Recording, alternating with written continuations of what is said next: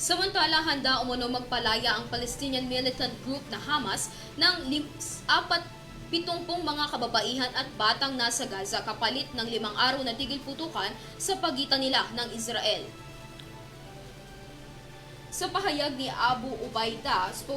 spokesman ng Army Wing ng Hamas, Al-Qassam Brigades nitong Lunes, nakahanda ang mga grupo na pakawalan ng mga bihag sakaling papayag ang Israel sa kasunduan ng pagkakaroon ng 5 araw na hinto sa tensyon at gera doon. Parte ng kasunduan ng pagkakaroon ng complete ceasefire at pagpayag sa pagsasagawa ng aid and humanitarian relief sa lahat ng lugar sa Gaza Strip. Matatandaan na noong nakaraang linggo, nauna nang nagpahayag ng pagiging bukas sa pagpapalaya ng mga kababaihan at batang hostages ang Qatari Brothers kapalit ng pagpapalaya rin ng 200 na Palestinong bata at 75 na kababaihang hawak naman ng Israel.